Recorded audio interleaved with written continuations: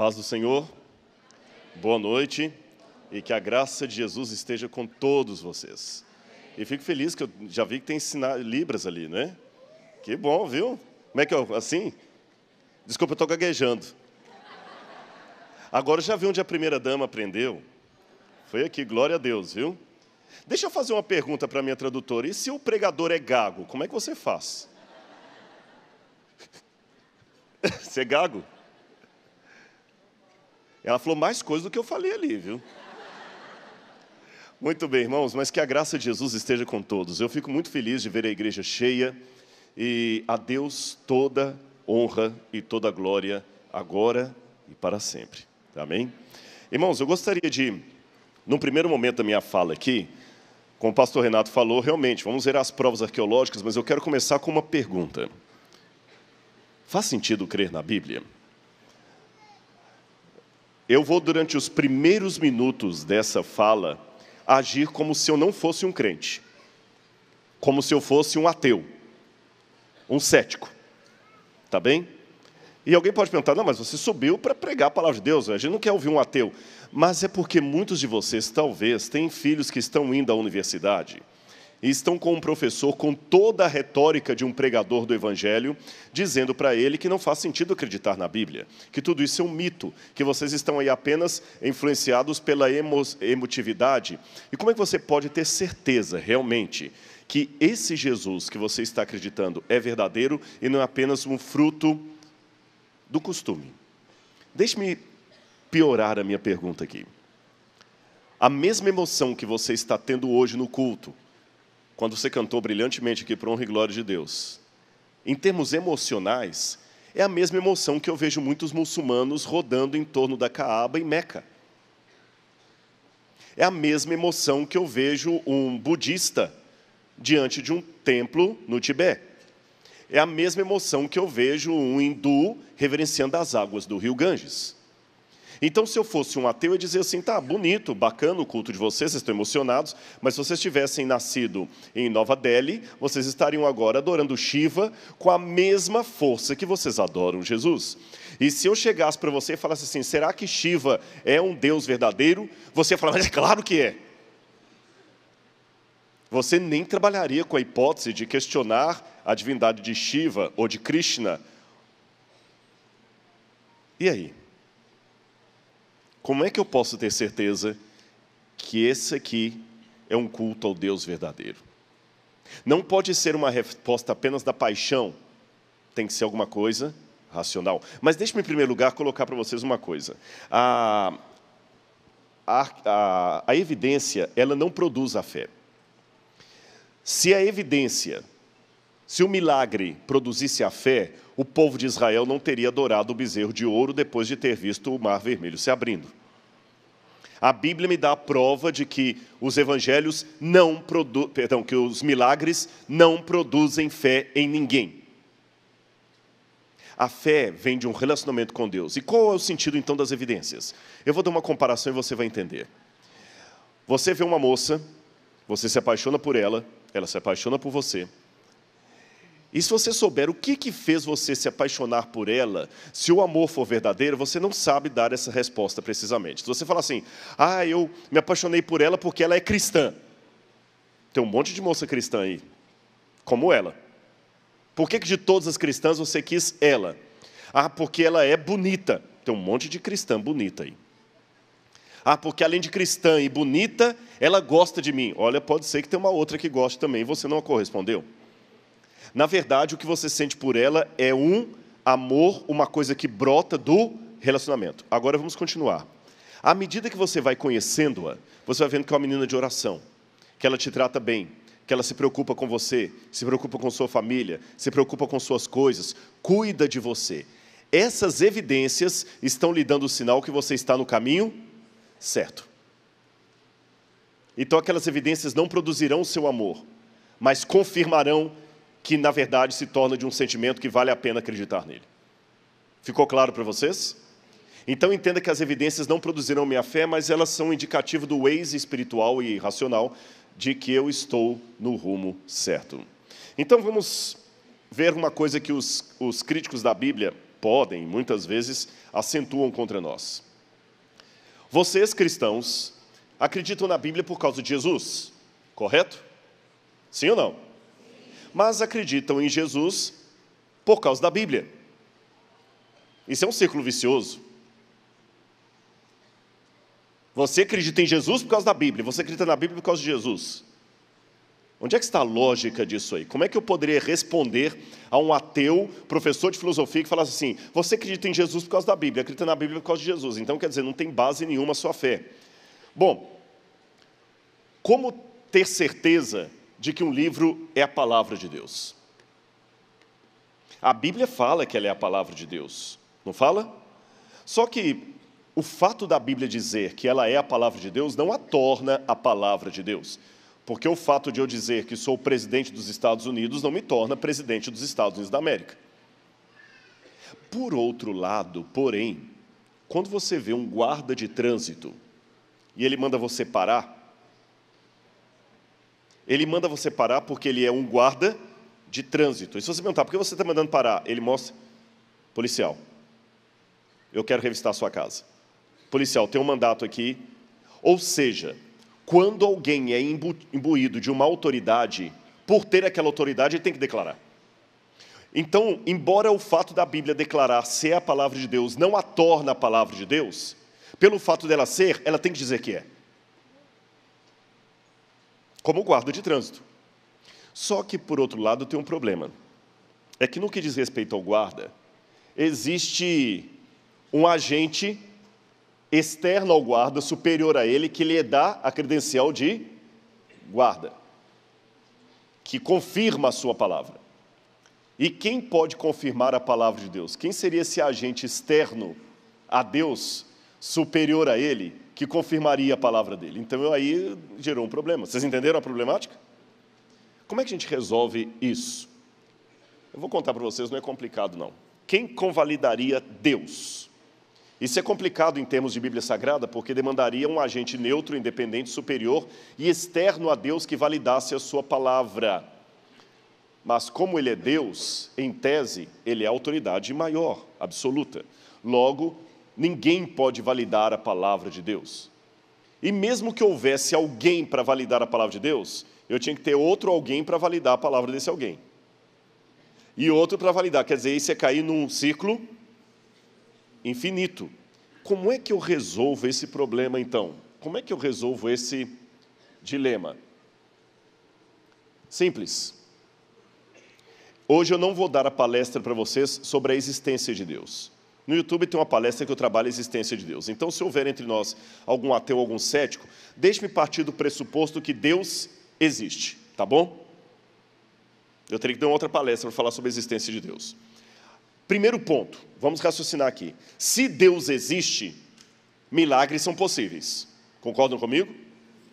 Se Deus existe, milagres são possíveis. A única coisa que eu preciso para que o milagre da ressurreição seja verdadeiro é que Deus exista. Um Deus todo-poderoso. Número 2. Se o Novo Testamento for historicamente confiável, então os milagres que nele são citados também são verdadeiros. Então, primeiro ponto. Se Deus existe, milagres são possíveis. Se o Novo Testamento é historicamente confiável, então os milagres citados nele realmente ocorreram. Número 3. Se Jesus declarou ser Deus no Novo Testamento, e o texto foi historicamente confiável, então Jesus é Deus. E se ele for Deus, o que ele ensinou é palavra de Deus. Logo, a Bíblia é a palavra de Deus. Vou repetir para não ficar confuso para ninguém. Se Deus existe, milagres são possíveis. Número 2. Se o Novo Testamento for historicamente confiável, então os milagres que ele menciona também ocorreram. Número 3. Se Jesus afirmou ser Deus, e o Novo Testamento é confiável nas declarações de Cristo, então ele é de fato Deus. Outro ponto, se ele é Deus, o que ele falou é palavra de Deus. Logo, a Bíblia é a palavra de Deus. O que eu tenho que fazer com vocês aqui agora? Descobrir evidências na história que me permitam tirar o "se" diante de cada uma dessas frases e torná-las uma afirmação. E se eu conseguir, pela história, tirar o "se" e fazer disso uma afirmação, eu tenho comprovado que a Bíblia é a palavra de Deus. Então vamos ver. Em primeiro lugar, deixe-me dizer que não se trata apenas de provar que Jesus realmente fez coisas miraculosas. Isso é pouco. Porque milagre por milagre, Jesus pode ter feito um milagre, mas foi um truque. Sim ou não? O diabo também não faz milagre? Sim ou não? Para enganar. Então não é só o fato de dizer que Jesus fez milagre. Mesmo que for um milagre de Deus, profetas do Antigo Testamento fizeram milagre também. Não basta apenas para a história confirmar que Jesus fez milagres. A natureza dos milagres de Jesus é que o torna singular. Eu vou dar um exemplo para vocês, que tem pessoas que não aceitam a divindade de Cristo. Jesus perdoou pecados cometidos contra outras pessoas. Só isso, para mim, já prova que Ele é Deus. Sabe por quê? Deixa eu ver aqui. Qual o seu nome, você de verde aqui? Gisele. E você que está do lado, F assim. Michael. Se o Michael extorquiu a Gisele, roubou a Gisele, deu prejuízo a Gisele, e o Michael vem aqui à igreja e eu falo assim: ô Michael, eu te perdoo pelo que você fez com a Gisele. Faz sentido? Não estou ouvindo a resposta. Faz sentido? Não faz sentido. Por quê? Quem tem que perdoar o Michael, é a Gisele. Quando eu pergunto: não, Michael, você está perdoado pelo que você fez com a Gisele? Peraí. Você não me pediu licença? E eu? Eu que fui a lesada. Eu só posso perdoar pecados cometidos contra mim. Eu não posso te perdoar pelo pecado cometido contra o outro.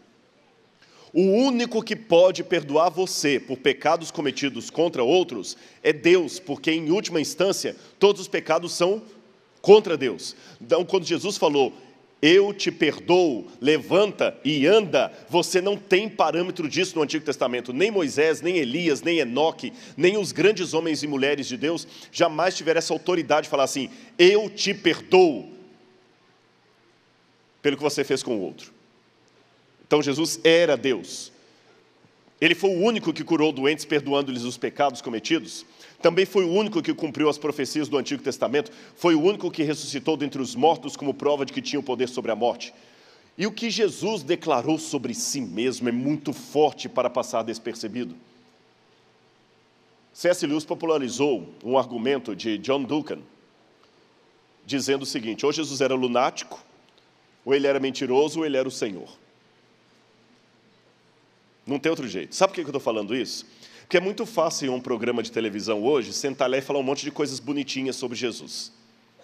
Mas não basta dizer coisas bonitinhas sobre Ele, você tem que falar quem Ele é. Ele é o Salvador, Ele é o único caminho, a única verdade, a vida. No grego você não tem outra variação. Ego eimi, rehodos, o caminho, redzoe, realetheia. Eu sou o caminho, não um dos caminhos, não uma das verdades, uma das vidas. Então não dá para você aceitar Jesus sem aceitar quem Ele é. E mais, Jesus não quer tornar você uma pessoa melhor. É nova criatura. É diferente. Não é autoajuda, é transformação. É esse que é o ponto. Então vamos colocar isso numa equação. Até a Siri falou aleluia aqui, que coisa bonita. Vamos colocar isso numa equação. Se Jesus alega ser Deus, e de fato não é Deus, ela está insistindo. Se Jesus afirma ser Deus, eu coloquei no mute aqui, viu? Pronto. Se Jesus afirma ser Deus, e Ele não é Deus, eu só posso classificá-lo em dois lugares. Qualquer ateu é obrigado a acreditar, concordar comigo aqui, que é questão de lógica. Tá bom? Não é fé, é lógica. Se Jesus afirma que é Deus e não é Deus, então Ele é mentiroso ou lunático. Concorda comigo? Agora, se Jesus não é Deus nem lunático, então Ele é mentiroso. Agora, se Ele for lunático, então Ele não é mentiroso, mas também não é Deus. Agora, se ele não for nem lunático, nem mentiroso, ele obrigatoriamente é Deus. E eu digo para vocês, um lunático ou um mentiroso produziria o que Jesus produziu? Transformaria vidas? Bertrand Russell, olha que interessante, Bertrand Russell é um dos paladinos do ateísmo e filósofo respeitadíssimo da Europa, já faleceu há muitos anos, e ele dizia o seguinte: historicamente, a existência de Cristo, de Jesus, é duvidosa. Se ele realmente existiu, não sabemos nada, quase nada sobre ele, portanto, não me preocupo com o aspecto histórico. Isso aqui é ensinado na UERFJ, na Universidade Federal do Rio de Janeiro, isso é ensinado na USP, isso é ensinado nos cursos de História, de Filosofia. E o próprio Bertrand Russell dizia, ora, Pitágoras foi, intelectualmente falando, um dos homens mais importantes e influentes da história. Pitágoras, e não Jesus Cristo, mereceria a atenção dos homens. Agora vejam o que o seu professor ateu de filosofia não vai contar para você na sala de aula. E se tiver alguém estudando, pode perguntar ao professor isso aqui e fala que o pastor falou na sua igreja. Porque muitos acham que na igreja não se fala de Dostoiévski, não fala não cita essas coisas. Professor, Russell dizia que a gente devia aplaudir Pitágoras e não Jesus, que foi o homem que mudou o Ocidente. Dê-me uma prova histórica da existência de Pitágoras. Não existe. Nenhuma. Nenhuma. Quando o seu professor de matemática fala com você que o teorema de Pitágoras foi feito por Pitágoras, ele não está contando toda a verdade, porque ninguém sabe se Pitágoras existiu ou não. Ninguém sabe se Pitágoras existiu, e se existiu, ele era mais um místico do que um matemático. E o tal do teorema de Pitágoras eu já encontro aplicado pelos egípcios 1000 anos antes dos gregos. Isso é mito.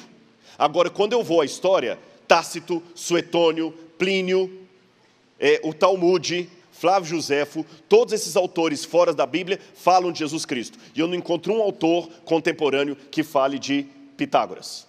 Mas de Jesus, todos esses falam. Desculpe-me, aí nessas horas o cético sou eu. Por isso que o último livro que eu escrevi chama-se O Ceticismo da Fé. O Ceticismo da Fé. Eu creio porque sou cético. Eu creio porque sou cético. E esse homem é aplaudido na academia, eu estudei filosofia, eu sei o que estou falando, como um paladino do saber do intelectualismo. Vou dar para vocês algumas provas arqueológicas que Jesus existiu. Aqui está o pergaminho, com uma cópia. Esse pergaminho aqui é do século XI ou XII. É um pergaminho de Tácito. E aquela parte que eu sublinhei de azul lá, traz o que eu vou ler aqui. Tácito diz que, nessa época, Nero apresentou como culpados aqueles que eram odiados por sua própria torpeza, a quem a população chama de cristãos. Tal nome vem de Cristo, que no principado de Tibério e nas mãos de Pôncio Pilatos sofreu a pena máxima. Reprimida na ocasião essa execrável superstição, fez-se novamente irromper não só na Judéia, berço daquele mal, mas também em Roma. Embora esse manuscrito seja uma cópia do século XI, Tácito era do século I. Ele era contemporâneo à época dos apóstolos. E ele não apenas confirma que Jesus morreu nas mãos de Pôncio Pilatos, mas também foi na época de Tibério, e mais, a palavra superstitione, em latim, dá a entender que alguma coisa esplendorosa sobre Jesus continuou sendo dita depois da morte dele. E que muitos seguidores ainda estavam com ele. Eu não tenho isso para apresentar como prova de Pitágoras, mas de Jesus eu tenho. Está fora da Bíblia, alguém que não acreditava em Jesus, mas testemunhou dentro do Império Romano que ele existiu, que ele morreu crucificado e que havia um grupo chamado cristãos que assim surgiram por ocasião dele. Esse testemunho de Flávio Josefo foi um historiador judeu do primeiro século, é tão fantástico que eu vou mostrar para vocês. Flávio Josefo, para vocês terem uma noção, ele testemunhou pessoalmente a destruição de Jerusalém no ano 70. Ele viveu na época dos apóstolos. Ele não era seguidor de Jesus. Mas olha o que ele diz de Jesus nesse pedacinho aqui, ó. Tá bom? Que está grifado aqui. Por essa época, surgiu outro foco de novas dificuldades. Um certo Jesus, homem sábio, Ele era operador de feitos maravilhosos, mestre daqueles que recebem coisas estranhas com prazer. Atraiu a muitos judeus e também a muitos gregos. Este homem era assim chamado Cristo. E quando Pôncio Pilatos o condenara à crucifixão, mediante acusações feitas pelos principais líderes dos judeus, aqueles que o haviam amado desde o começo não o abandonaram, pois lhes apareceu, segundo diziam, vivo outra vez ao terceiro dia, havendo os divinos profetas falado disso e milhares de outras coisas maravilhosas a seu respeito. E mesmo agora, a família dos cristãos, assim denominados por causa dele, não se extinguiu. Joséfo testemunha que Jesus fez coisas maravilhosas, que ele foi condenado, que as pessoas diziam que ele ressuscitou. Isso é tão fantástico que sabe o que os críticos dizem? Isso é uma interpolação cristã. Os cristãos que inventaram esse texto. Só que todos os manuscritos de Joséfo, que já encontrei até hoje, têm essa passagem. Até uma cópia em árabe, antiga. Outro testemunho de Joséfo também. Sendo, portanto, esse tipo de pessoa Anás, reuniu no Sinédrio e trouxe perante eles o irmão de Jesus, que é chamado Messias. Ele era chamado de Tiago e havia outros com ele. Feito o processo acusatório, segundo o qual ele era um transgressor da lei, todos os entregaram para ser apedrejado. Então eu mostrei apenas alguns exemplos fora da Bíblia que já confirmam, Jesus não é mito, ele existiu.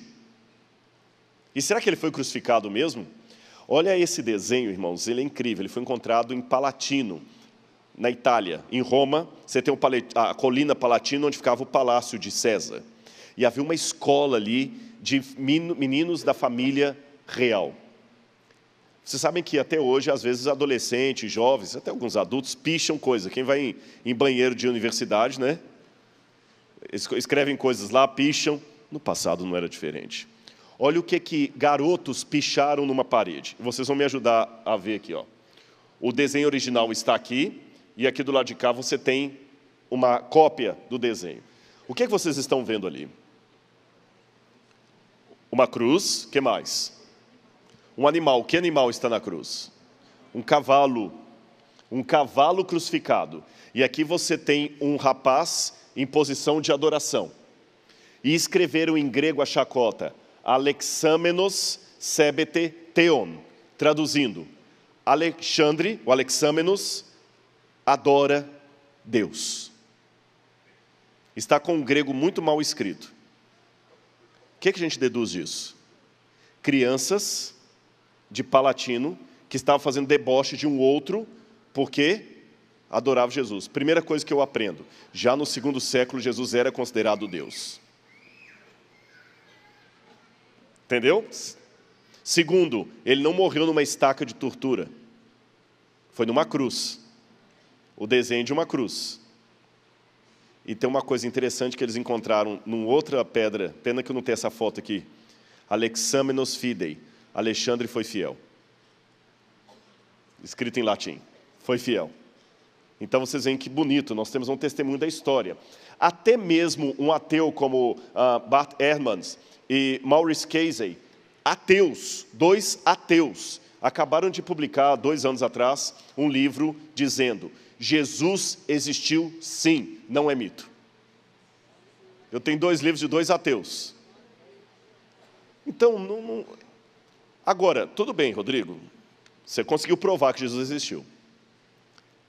Mas será que Jesus da história é o mesmo Cristo da fé? Quem está fazendo o seminário entende essa coisa, porque os teólogos liberais dizem que tem 2 personagens diferentes. O Cristo histórico foi aquele que existiu. O Cristo da fé é aquele que eles inventaram na igreja. O Cristo histórico verdadeiro foi apenas aquele que nasceu como judeu, morreu e tudo mais, e beleza. Mas o Cristo da fé, esse Cristo que andou sobre as águas, que perdoa os pecados, é um Cristo inventado, bonitinho. Então, Rodrigo, até agora você só me provou que Jesus existiu. Mas será que esse Jesus que a Bíblia apresenta é o verdadeiro Jesus? Deixa eu complicar um pouquinho isso para vocês. Vocês têm aqui uma praça, uma vez eu dei uma palestra lá na Universidade Federal, a Praça Tiradentes. Não é isso? Qual a imagem de Tiradentes que passaram para vocês? Cabeça raspada? Cabelo comprido, barba e vestido com que roupa? Uma túnica branca. Não sei se tem algum historiador aqui que sabe que Tiradentes não morreu daquele jeito. Por que Tiradentes foi retratado daquele jeito se ele não morreu daquele jeito? Hã? Montagem? Sim, mas por que retrataram Tiradentes daquele jeito? Você que é crente aqui, que está aqui na igreja hoje, quando você vê aquela imagem do Tiradentes, quem que você lembra? Jesus. Aquilo ali foi uma maneira, uma propaganda de tornar você simpático a Tiradentes. Ele não morreu daquele jeito. Então os alemães criaram duas palavras, Historisch e Geschichte. Que aí eu estou vendo se ela consegue fazer lá. Duas histórias. Historisch é o que realmente aconteceu. Geschichte é aquela história inventada que não aconteceu. É a maquiagem. Sabe aquela... Vocês vão rir agora. Foto de Instagram. É perigoso namorar por Instagram, né? Foto de Instagram. Eu estava agora tendo uma reunião na Record lá e o pessoal estava falando que tem, às vezes, o pessoal fazer entrevista para ator de novela e que, às vezes, eles veem a foto de um casal assim, que manda no portfólio, quando entra os dois, fica assim, cadê? Photoshop. Então, a ideia é essa. Jesus, que a Bíblia apresenta, é um Jesus real ou é um Photoshop? Entenderam a questão? Será que ele é um real ou é um Photoshop? Simples de responder. Eu vou fazer a pergunta ao contrário. Olha o que John Dominic Crossan, e eu tive um debate com ele aqui na Universidade Federal do Rio, quando ele veio aqui há alguns anos atrás. Ele diz assim no livro Uma Biografia Revolucionária de Jesus. Um surpreendente relato do que podemos saber sobre a vida de Jesus. Olha o que esse autor diz. Os evangelhos são interpretações e não biografias de Jesus. Os evangelhos canônicos são coletâneas planejadas com fins doutrinários e de propaganda a fim de atrair os fiéis. Assim sendo, é difícil extrair deles um perfil histórico de Jesus. Percebeu?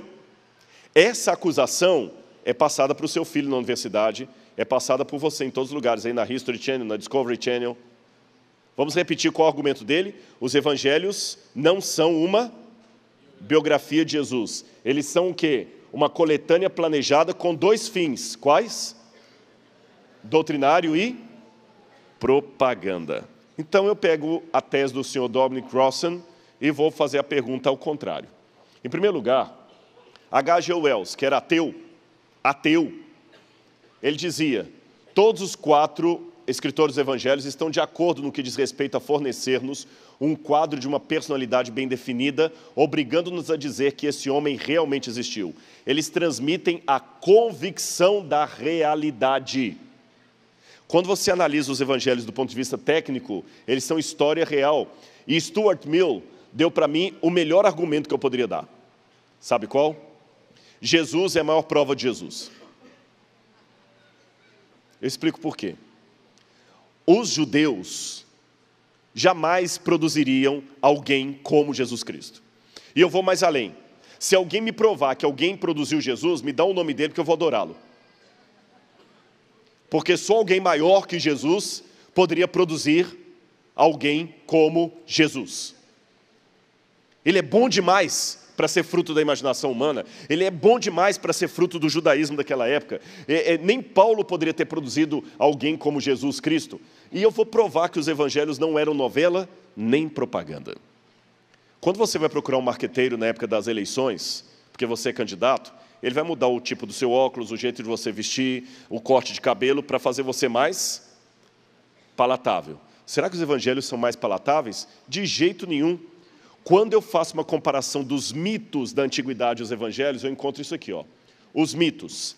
As lendas clássicas antigas, quando transformadas em literatura, são todas, sem exceção, muito bem elaboradas, exageradas e embelezadas, especialmente quando se trata de uma biografia mitológica. Quando eu vou aos evangelhos, falta aos evangelhos elementos artísticos importantes. A maior parte da vida de Jesus, sua infância e adolescência, não é coberta por seus relatos, algo inadmissível para um conto biográfico em termos imaginativos. Quando eu faço uma comparação literária entre os evangelhos e a vida de Hércules, o estilo é muito diferente. Entre os evangelhos e a Eneida de Virgílio, o estilo é muito diferente. Segundo aspecto, há diálogos nos mitos. Os evangelhos não trazem diálogos, é uma redação desajeitada se comparada, por exemplo, aos diálogos de Platão. Quando eu pego a mitologia, ela fala de pessoas que voltaram do mundo dos mortos, é a chamada catábase ou anábase. A pessoa desce, catábase, e anábase, ressuscita. Só que esses mitos, quando falam, por exemplo, o próprio Hércules foi até o inferno, Perseu foi ao inferno, viu Cébero, eles sempre contam o seguinte, que a pessoa no inferno teve uma dificuldade tremenda para sair de lá. E lutou contra demônios e dragões e tudo mais, e foi, até que por um ato de heroísmo, ele sai de novo na terra.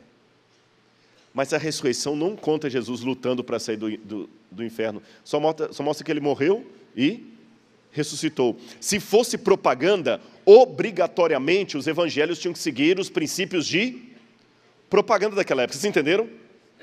Havia técnicas de se escrever um mito, havia técnicas de escrever uma propaganda. Estou falando de coisa técnica. E os evangelhos não obedecem nenhuma dessas técnicas. E o mais, abram a Bíblia comigo em 1 Coríntios, capítulo 1, verso 23. 1 Coríntios, uma das mais belas cartas do apóstolo Paulo.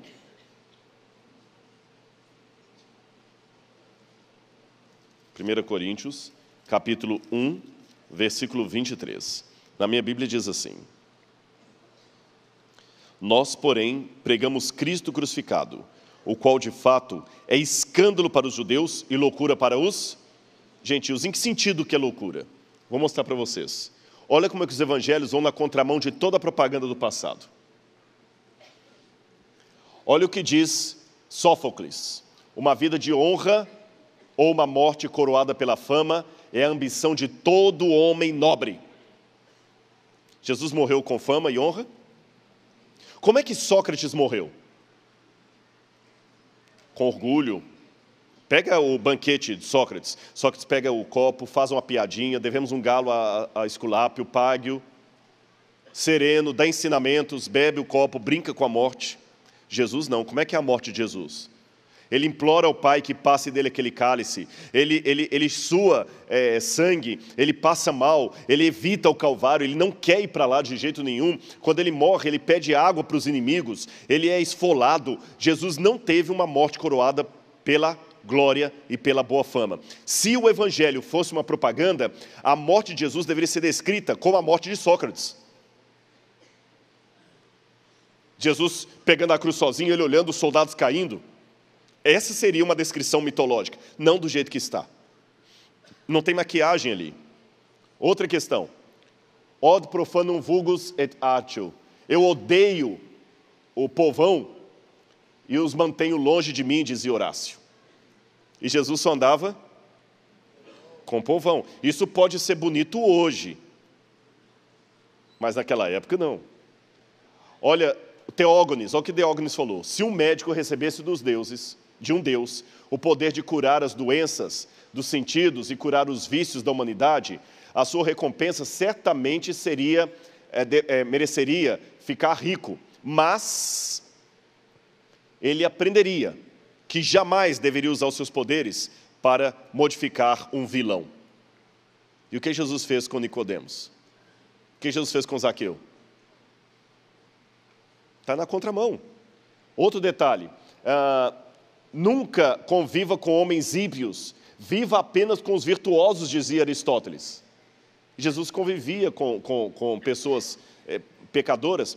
Aristóteles dizia, o segredo é algo que pertence apenas aos covardes. E Jesus sempre que curava uma pessoa dizia o quê? Não conte para ninguém quem te fez isso. Gente, eu estou dando só um exemplo para vocês, que quando eu comparo os evangelhos com a literatura da época, eles estão na contramão de tudo que eu imaginei. Jesus conversando com a mulher, um rabino, samaritana, aquilo era para ser arrancado do evangelho. Das duas, uma. Ou os evangelistas eram péssimos em marketing e propaganda, ou eles estavam escrevendo uma história real. Outra questão, a distância entre o fato e a narrativa. Os evangelhos estão muito perto dos acontecimentos para dar tempo de virar um mito.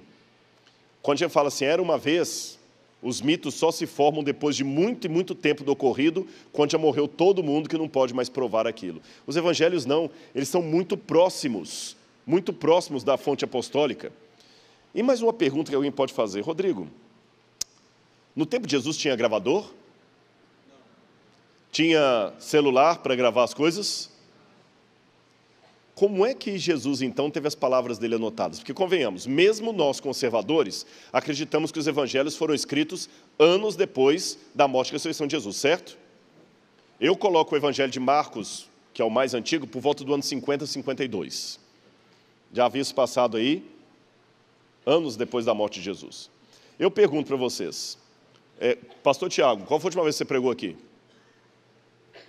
Pastor Tiago, Pastor Renato, desculpe. Mas aqui, né, aqui para esse auditório. 3 meses atrás. Quem estava aqui quando o pastor pregou aqui? Pouca gente, estava vazio naquele dia, né? Foi por isso que você pregou? Sabe o que ele me lembrou? Eu vou contar uma coisinha para vocês aqui, só para o pessoal não dormir muito. Diz que uma vez tinha uma esposa de pastor, que ela casou e ela também era filha de pastor, então já vinha aquela tradição, e ela falou assim, meu amor, eu quero te falar uma coisa, eu sou esposa de pastor, eu vou te apoiar no ministério, na missão, na oração, no jejum, porque eu fui preparada para isso e eu te amo. Que lindo, meu amor. Só que eu tenho uma coisa que eu não quero que você me desrespeite. Ela falou o quê? Eu tenho um segredinho que é meu. É uma coisa entre mim e minha mãe que eu aprendi. Eu tenho uma caixinha preta que eu vou deixar guardada aqui no guarda-roupa. Por favor, nunca abra essa caixinha. Imagina a situação. Ele ia lá, a mulher estava lá dentro, ele abriu o guarda-roupa, estava a caixinha olhando para ele. Dá a tentação de olhar? Não dá. E ele ficava curioso. O que eu faço? Querendo saber. 1 mês casado, 1 ano, 2 anos, 3 anos, 4 anos, 5 anos de casado. Um dia a esposa viajou para visitar a mãe e levar os filhos para ver a avó. Ele sozinho em casa, mente desocupada, é a oficina do devil. Ele abriu o guarda-roupa, está lá a caixinha olhando para a cara dele. Você também está curioso para saber o que tinha na caixinha, né? Sim ou não? Acho que não. Eu vou continuar. É para contar ou não? Quando ele abriu a caixinha, lá dentro havia 3 ovos e uma pilha de dinheiro. 4 ovos, na verdade. Desculpa, 4 ovos e uma pilha de dinheiro. Piorou, né? Se antes ele queria saber o que tinha lá dentro, o que significa isso aqui agora? Quando a mulher voltou de viagem, falou, meu bem, eu fiz uma coisa, o que você fez? Não. Você foi abrir a caixinha? Meu amor, desculpa, você fica guardando coisa, que bobagem. Mas é pior, porque eu abri, agora eu não entendi. 4 ovos e uma pilha de dinheiro? Você está guardando dinheiro escondido de mim? O que significa aquilo? Tá bom, eu vou falar com você. Eu sou filha de pastor e minha mãe me ensinou uma coisa. Minha filha, nunca critique seu marido quando ele pregar mal. Se tiver vontade de criticar o sermão dele, que ele não pregou bem, ao invés de fazer isso, crie umas galinhas. Pegue um ovo da galinha e guarde dentro da caixinha. Só isso. Então é isso. Você insistiu, agora você já sabe. Cada ovo daquele é um sermão ruim que você fez. Eu falo, mas aí tudo bem, ué. Nós estamos casados há 5 anos. 4 ovos? Tá bom, né? Glória a Deus, que bom. Ah, peraí, e a pilha de dinheiro? Ela falou, quando inteira uma 12 eu vendo.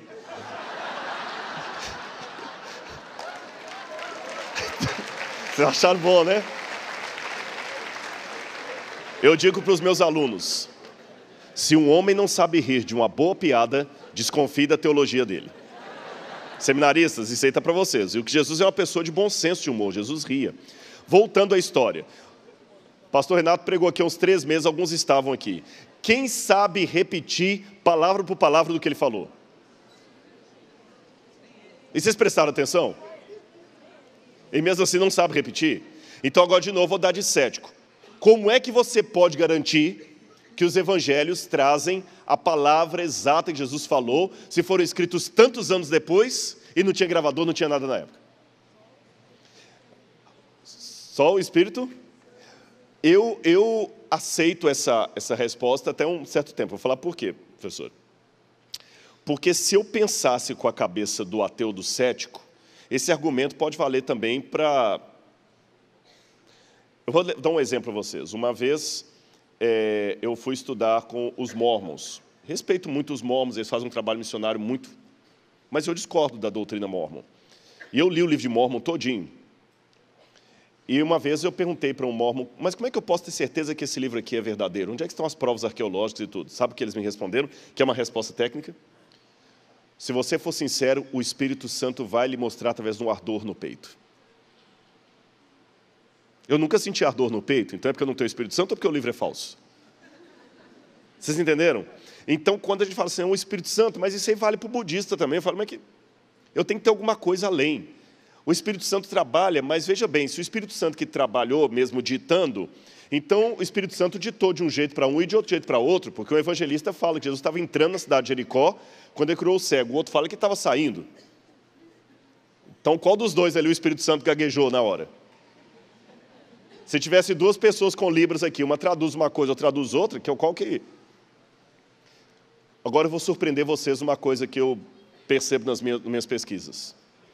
Quando Jesus pregava, nós temos evidências de que havia junto com Jesus um escriba. Para não ficar mostrando muito texto aqui para vocês, ficar mais claro, eu vou mostrar para vocês. Está vendo esse homem aqui, olha? Numa lápide romana. Cícero, havia isso com Cícero, com os grandes oradores e com os rabinos também. Quando um rabino estava falando, tinha geralmente um secretário junto, anotando numa prancheta de papel, de madeira, com cera, tudo o que o rabino estava dizendo. E ele conseguia escrever à medida que o homem falava, através de símbolos. Lembram taquigrafia? E com símbolos ele escrevia à velocidade. No jeito que eu estou falando aqui, está copiando tudo. Só os discursos.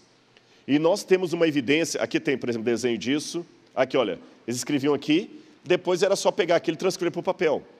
E nós temos o cânon muratoriano, que diz o seguinte, quer ver a passagem aqui próxima, vamos ver aqui. Inclusive os rabinos tinham esse costume. Olha o que diz Papias de Herápolis, que viveu...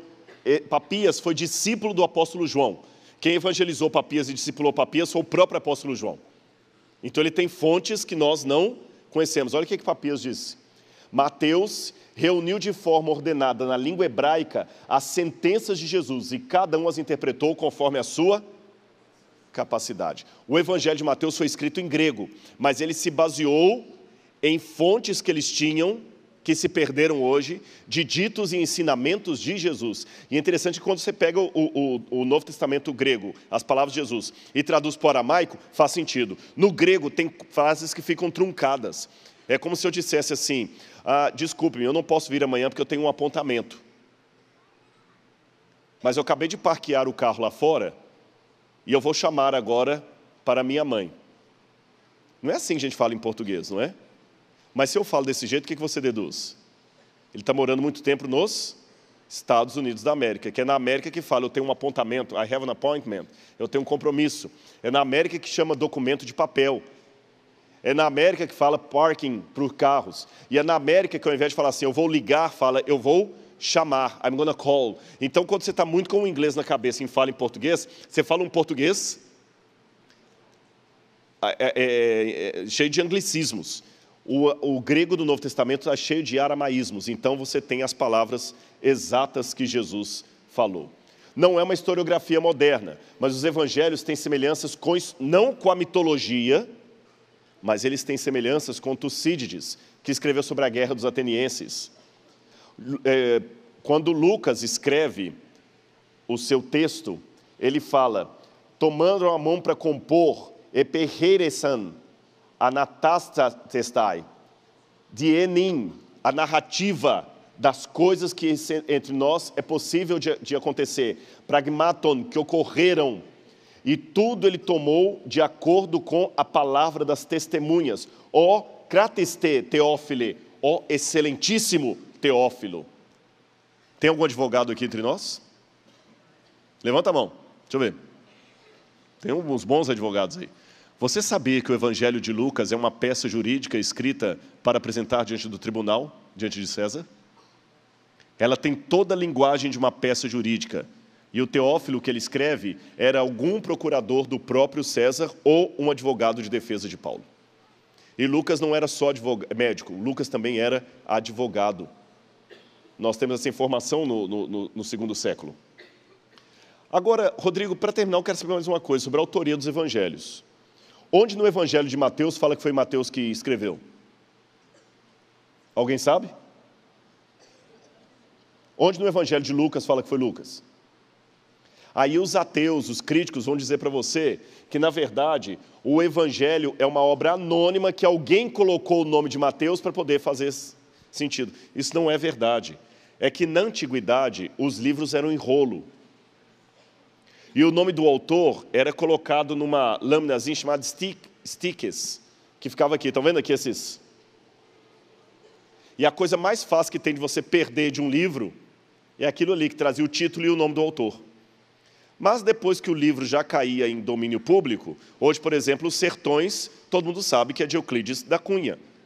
Por isso que os evangelhos não têm dentro deles o nome do autor, nem o título, porque ficava naquela tirazinha do lado de fora, simples assim. Essas coisas mostram que o evangelho... Aqui, olha, um exemplo de uma dessas tiras. Essas coisas todas mostram que Jesus era realmente alguém que existiu e a sua história é real. Olha o que disse C.S. Lewis. Os seguidores de Jesus eram judeus, ou seja, pertenciam à nação que de todas as outras era a que mais detinha a convicção de que havia um único Deus, que não poderia haver outro de forma alguma. É muito estranho que essa terrível invenção a respeito de um líder religioso se desenvolvesse entre o único povo em toda a terra menos passível de cometer tal equívoco. Pelo contrário, ficamos com a impressão de que nenhum dos seus seguidores mais próximos, ou até mesmo os escritores do Novo Testamento, aceitaram facilmente a doutrina de um Messias divino que ressuscitou. E não é só Jesus. Eu tenho comprovações arqueológicas, por exemplo, como essa pedra encontrada em Cesareia Marítima, que traz o nome de Pôncio Pilatos, prefeito da Judéia na época de Tibério. Eu tenho esse ossuário, esse caixão de pedra, onde colocavam ossos, onde você tem o nome Yosef Bar Kefa, José, filho de Caifás, que não é o filho do Caifás, mas o próprio Caifás. O próprio Caifás. É como falar assim, pastor Valandro, Valandro, Valandro, mas sabe que Valandro é o sobrenome dele. Perceberam, então? Outro exemplo que eu posso dar para vocês. Olha que interessante, essa caixão aqui foi encontrado, e aqui traz o nome da família de Simão Cirineu. A inscrição que está nessa caixa aqui, está aqui, ó, Simão e Alexandros, filho de Simão Cirineu. Agora, olha o que a Bíblia diz. Vou ler 3 passagens com vocês. Mateus 27, 32. Mateus 27, 32. Olha o que diz a Bíblia aqui. Ao saírem, encontraram um homem de Cirene, chamado Simão, e o forçaram a carregar a cruz.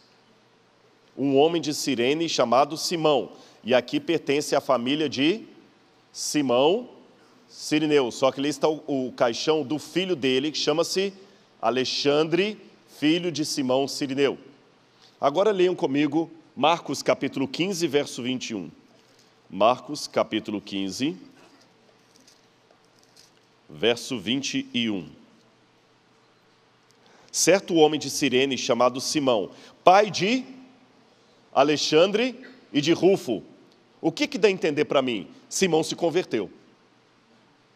Porque Mateus falou que era um certo homem chamado Simão. O outro fala até o nome do pai e do filho.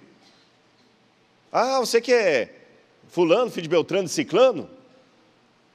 E quando você vai para o apóstolo Paulo, Romanos 16, verso 13, Romanos, último capítulo de Romanos, 16, verso 13, diz aqui, Saúda-vos Rufo, eleito no Senhor, e sua mãe, que também tem sido uma mãe para mim. Rufus, o filho de Simão Cirineu. Então Simão se converteu. E o que é que nós temos aqui? O ossuário com o nome de um homem chamado Alexandre, filho de Simão Cirineu. Mais um personagem da Bíblia que nós temos a comprovação histórica a seu respeito. Travou aqui, eu acho que chegou ao último. Eu acho que chegou ao último. Não, tem mais um aqui. Mais um detalhe, agora com esse aqui eu já quero ir para o final. Os críticos diziam que se Jesus foi realmente crucificado, ele não poderia ser sepultado no sepulcro de José de Arimateia, por uma razão muito simples. Crucificados não teriam direito a um sepultamento digno. Logo, a Bíblia está contando uma mentira. Só que em 1967, perto da Guerra de 6 Dias, encontraram em Givat Hamivtar um ossuário de pedra, um túmulo. E quando viram esse ossuário, estava escrito o nome do dono dos ossos ali dentro. Yohanan ben Hagakol. Até aí nada demais. Era um túmulo do primeiro século. E quando abriram, havia a ossada de alguém ali, mas no calcanhar do indivíduo, percebam aqui no cantinho, o que você tem? Um prego. Alguém que foi crucificado e teve o seu corpo sepultado. Então havia exceções à regra. Esses detalhes todos que eu estou levantando para vocês aqui, figura duas coisas. Letra A. Mostrar para você que a história é verdadeira. Se ao invés de ser cristão, eu fosse budista, eu não estaria preocupado em falar de arqueologia budista. Porque o budista não está preocupado com a história. Quem é hindu não está preocupado se a história de Arjuna e Krishna, do Bhagavad Gita, é real ou não é real. Para eles isso não faz diferença. Na verdade, eu posso até tirar Buda do budismo e o budismo continua existindo. Mas com a igreja cristã é diferente. Eu vou colocar qual a diferença entre o cristianismo e as demais religiões. É que todas as religiões, sem exceção, são sempre uma tentativa humana de alcançar a Deus. Sempre uma tentativa humana de alcançar a Deus. O cristianismo, que vem do judaísmo, é Deus alcançando o homem. Essa é a diferença. E vou mais além. Ele não somente quer alcançar o homem, mas ele deixou a história dele na poeira desse mundo. E você pode olhar na poeira e você vai ver as pegadas de Deus. Filho, eu estive aqui. É real. Agora tem a segunda coisa que eu queria deixar claro para vocês. Que a história é real é um dado importante, por isso que eu falei quase 1 hora. Mas tem um outro dado mais importante ainda. O que essa história significa para mim? Eu gravei um vídeo há pouco tempo agora no YouTube, e talvez alguns de vocês assistiram esse vídeo. Se alguém assistiu, vou pedir licença para contar de novo. Se alguém não assistiu, vou contar pela primeira vez. Eu não tenho aqui a imagem, infelizmente eu não coloquei no PowerPoint aqui, mas a imagem de um banheiro romano. E o que eu vou descrever no princípio, talvez vai atrair risadas de alguns. Porque no Brasil, sempre que fala de banheiro, de defecar, de fazer necessidade fisiológica, puxa risada. É cômico, é constrangedor e cômico. Talvez alguém até pensar assim, puxa, Rodrigo, você vem falar numa igreja, falar sobre banheiro. Mas, por favor, fique comigo até o final, que eu vou revelar algo sério para você a respeito do banheiro romano. Mesmo que durante a primeira descrição você tenha vontade de rir. Quando você ia a um banheiro público romano, a primeira coisa que chama a sua atenção é que todos sentam no vaso sanitário juntos um do outro, sem parede no meio. Evidentemente que homens de um lado e mulheres de outro. Mas imagina você sentado usando um vaso sanitário com o seu outro companheiro sentado ali e olhando para você e você para ele. Eu falei que ia puxar a risada de alguns. Desconfortante, né? Desconfortável. E como é que era o papel higiênico? Simples. Enquanto você estava sentado ali no vaso sanitário, batendo papo com o seu amigo, no seu pé passava-se uma canaleta. Eles pensavam em tudo. Quando o banheiro era muito sofisticado, eles deixavam do lado de fora uma pequena orquestra tocando instrumentos para abafar sons de flatulência. Eu sabia que vocês iam rir. E havia alguns escravos que ficavam acendendo incenso para também mascarar o mau cheiro. Ficavam 2 soldados romanos ali, 2 patrícios, e aqui no pé passava uma canaleta d'água. Você pegava uma esponja do mar e pegava um caniço, tipo uma vara de pesca. Pegava um caniço, geralmente de isopo por causa do cheiro, enfiava na esponja do mar. Sabe a esponja do mar? E enquanto estava conversando com um colega, ficava passando aquela esponja na água. E aquela esponja, você se limpava. E mais dantesco ainda, aquela mesma esponja ia ser usada por outro. Depois de ter se limpado, você passava a água naquela esponja e colocava num outro vasilhame cheio de vinagre para esterilizar. Ainda bem que você nasceu no século 20 e 21. Agora, irmãos, vocês entenderam? Imaginaram a descrição do que eu falei? Agora eu quero que você abra sua Bíblia comigo.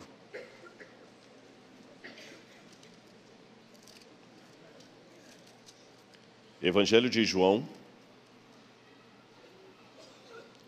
capítulo 19, versículo 28. Eu falei que no início podia ser engraçado, mas ia terminar sério. Posso ler? Amém? Amém? Mais tarde, sabendo Jesus que tudo estava concluído para que a Escritura se cumprisse, disse: tenho sede. Estava ali uma vasilha cheia de vinagre. Então embeberam uma esponja nela e, colocando a esponja na ponta de um caniço de isopo, a ergueram até os lábios de Jesus.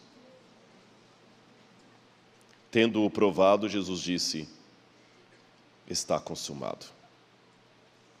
E com isso curvou a cabeça e entregou o Espírito.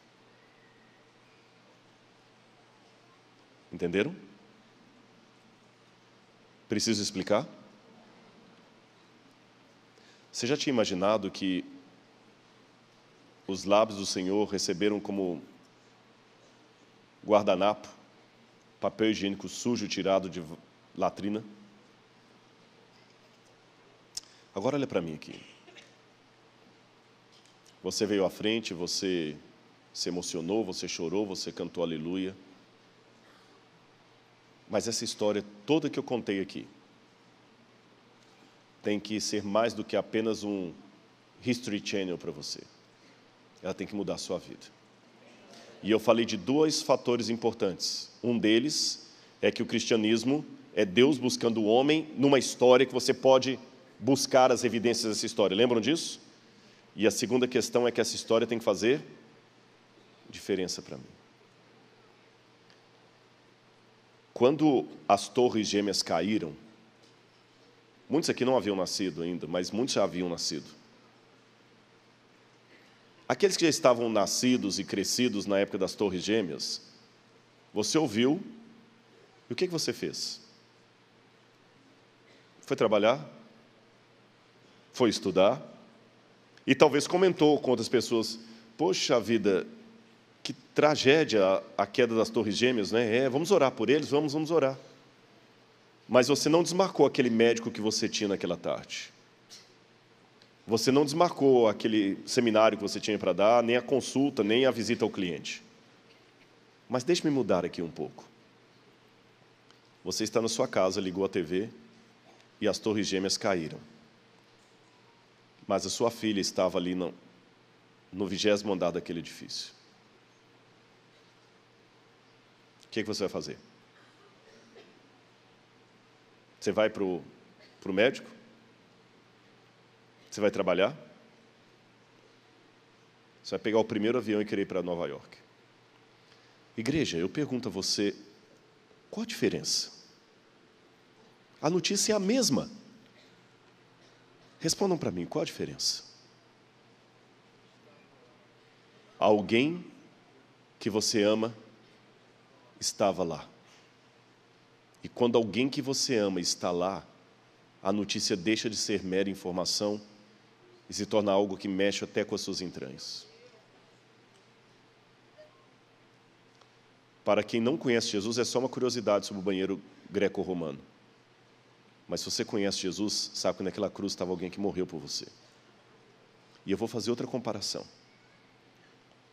Aproveitando que há advogados aqui no nosso meio. Se entrar um ladrão em sua casa e você brigar com o ladrão, e pegar a arma e disparar no ladrão e matá-lo a queima-roupa, e na hora da adrenalina ali, para descarregar os cartuchos nele ali, e acabar com o ladrão, você sabe que um bom conselho que um advogado te daria numa situação dessa é qual? Ele morreu. Foge do flagrante. E depois se apresenta à polícia com o advogado para pedir já para responder o processo em liberdade. Mas naquele momento, mesmo que foi na sua casa, não adianta. Se a polícia vier, ela vai ter que te levar preso. Para não ir para a cadeia, você foge do flagrante. E o que você faz quando está fugindo do flagrante? Que pensamentos vêm à sua cabeça? Você deve pensar assim, puxa, matei um bandido, humilhante. E pior que ele deve ter comparsa. E se ele for de alguma comunidade aí que vê alguém que está com ele, que vai talvez me vingar. E quando eu saí de casa, eu deixei a carteira em cima da mesa, e se alguém pegar minha carteira, o celular ficou lá com meus documentos, com tudo. Preciso de um advogado. Não é isso que você pensa? Mas deixe-me mudar de novo agora a história. Você está em sua casa, limpando uma arma. Quem sabe uma cartucha do seu avô, e você não sabia que aquela arma estava municiada. E sem querer você dispara, e a queima-roupa mata a sua filhinha de 3 anos de idade. Legalmente falando, você também deveria fugir do flagrante. Mas você vai preocupar com isso? Você vai preocupar com carteira em cima da mesa? Qual a sua única preocupação e angústia? Não, mas ela morreu. Feri alguém que eu amo. Se tudo o que eu contei para vocês até agora foram apenas informações históricas legais, eu vou ser daqui muito frustrado, eu perdi o meu tempo aqui, o de vocês. Mas se você ouviu essa história, especialmente a última parte, sabendo que através da arqueologia e da história, eu resgatei a biografia de alguém que morreu por você, essa história vai ter um outro significado. Então, em nome de Jesus, eu digo para você, aceite a Ele, a Jesus, como seu Salvador pessoal. Eu não sei quem veio aqui apenas para ouvir uma história de arqueologia, mas eu não queria que você saísse daqui sem afirmar ou reafirmar o seu compromisso com Jesus. Aceite hoje Jesus como seu Salvador pessoal. Ele vai transformar a sua vida. E cada vez que eu escavo um sítio arqueológico, cada vez que eu encontro um manuscrito, uma coisa, evidencia mais ainda a certeza que meu Jesus é real. Ele não é um mito. Ele vive e transforma vidas. Então, em nome desse Jesus, eu venho aqui falar para você, Ele vai fazer a maior evidência que é a transformação da sua vida.